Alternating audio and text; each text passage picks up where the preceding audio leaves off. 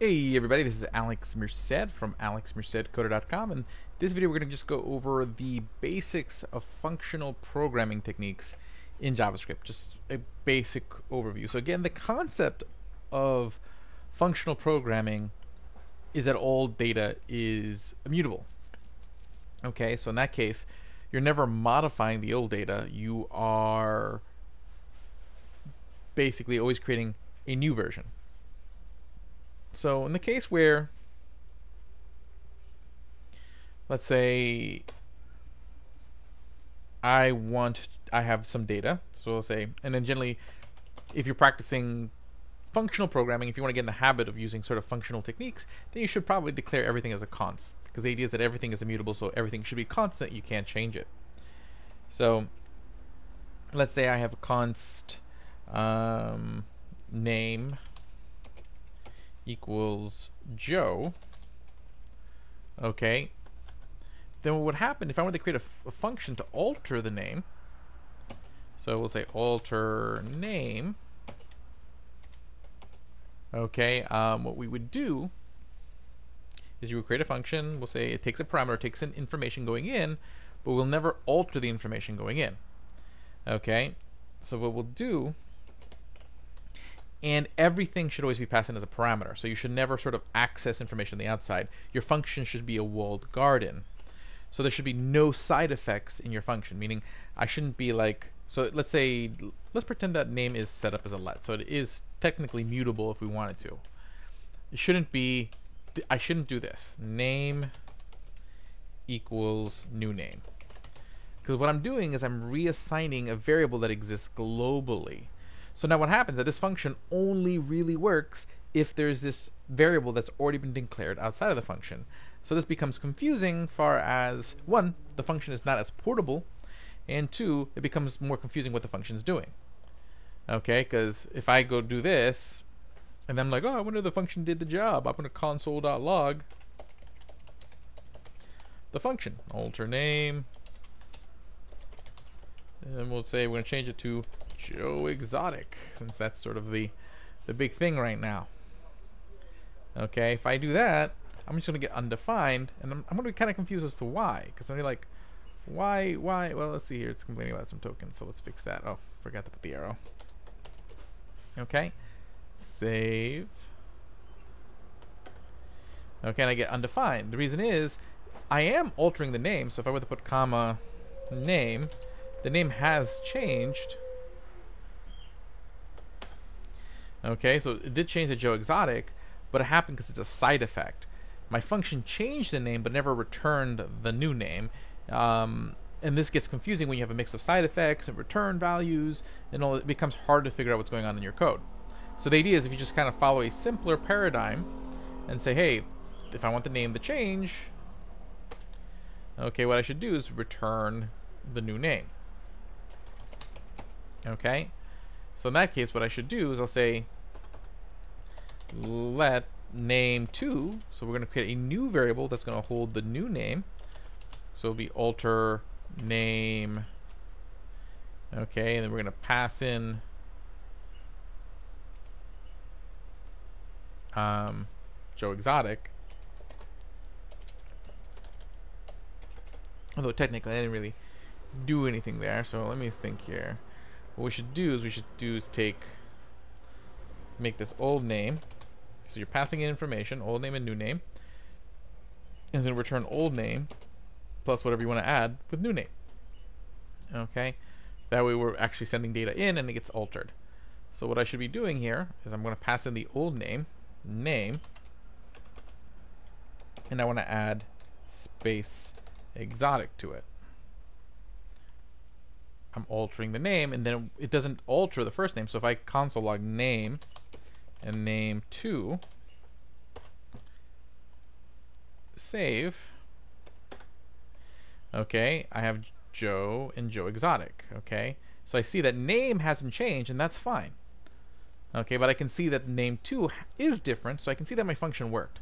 And I'm basically just receiving that return value into this variable, so I can compare the two values to see, hey, this worked. Okay, I don't have to go back and be like, I don't have to worry about like it console logging undefined because I'm not trying to edit stuff throughout the code of the function. The function does stuff and returns the thing that I am changing, which I'm going to save somewhere else. And again, so that means I always know that the new variable should look the way I expect it to look. Then my function does what it's supposed to do. Okay, so again, the idea is just to avoid a lot of these sort of more, all this data moving in way too many directions and mutating itself and not being able to predict how different functions will interact with each other later on, because your code breaks because some side effect from one function affects the ability for another function to work, which makes it a lot harder to debug. So even if you're someone like me who practices both, who likes to practice both object-oriented programming and functional programming, there are things from both that are going to make your life easier. And I do think that sort of thinking of your functions as taking in information and outputting new information and avoiding side effects inside your code to the extent that's possible is a good practice. Okay, neat. A couple other concepts is the concept of closure. So the idea is that functions have their own scope. So functions defined inside the function will have access to that scope. So if I were to sit here and put like a let name and declare the name in here,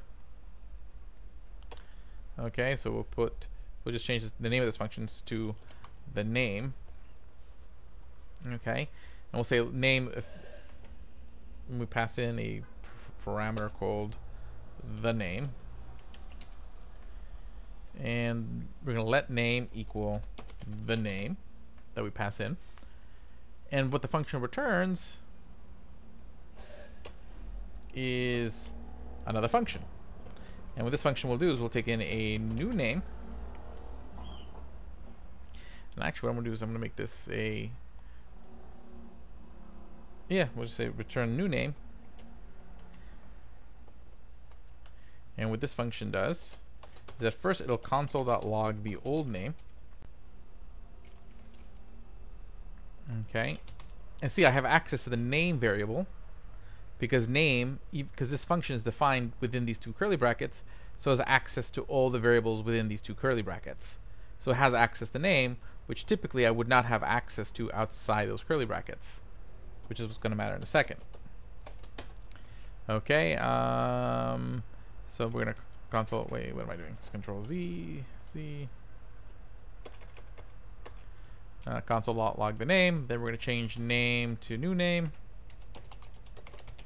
and then we're going to console.log the new name so you can see that the name changed. So we're console.log the name again. Okay, cool. So now what I can do is I can just say, hey, create a new variable called name changer, and it will equal the name, which the name is going to start out as Alex, and this is basically Alex becomes the original name, and this function then returns this function that is going to allow me to change that variable, and that variable will continue to exist. So I can do this. I can do like name changer Bob, and then name changer Steve.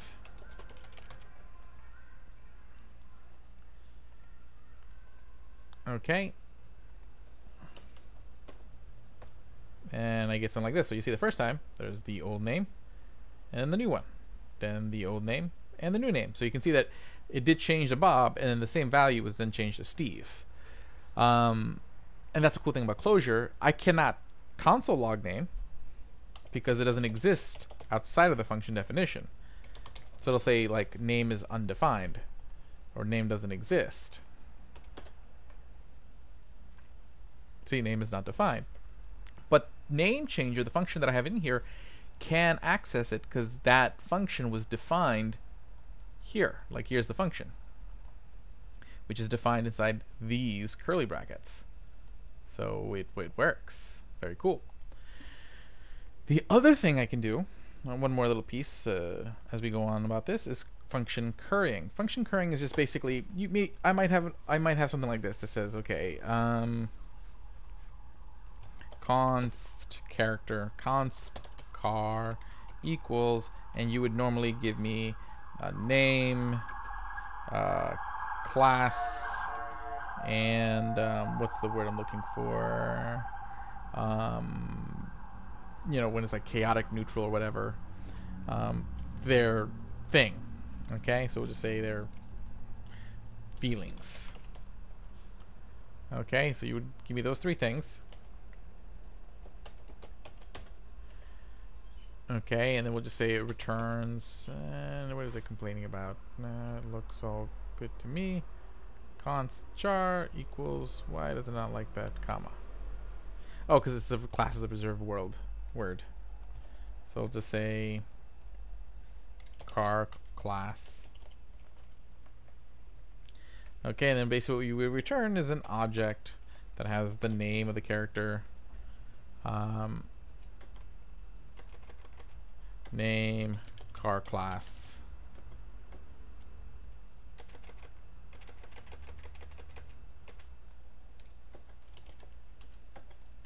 feelings. And this works. This is fine. Problem is I have to have all these arguments ahead of time. What if I don't have name, car class, and feelings right away? I will have them eventually. Maybe like there's a user screen and the user first puts in the name and they hit next to the next screen, and then they choose a class and they go hit next to the next screen. What I can do is I can still start putting together this object. So what I'll do, instead of returning the actual object, what we'll do is we'll return a function that takes in the next thing. So the next thing would be car class. Okay, so we'll do that there. And I'll take this out of here. And what this function returns is another function that's going to take in a variable. That'll be the next one's feelings. And when that function is run,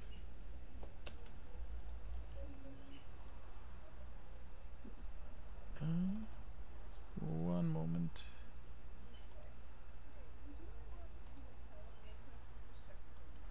Okay, so then this one called feelings will then return the object. Okay, so it'll be name, feelings, car class. Okay, and let me just take this out of here. So that way I don't have to do it all at the same time. I mean, I could just do it all at the same time if I wanted to. I could just be like car, and then pass in the name, and then that's going to return a function, and I can pass in the class Archer, and then I can pass in the feelings chaotic neutral. That would work as well, and that would end up having the same thing. This is called function currying. I'm chopping up one operation to multiple functions that need to be done in sequence. Actually, well, let me actually save that somewhere. So const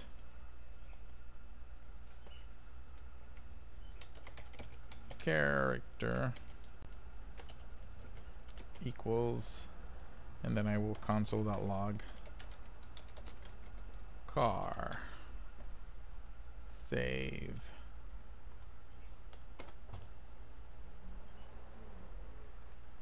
Oh, cars.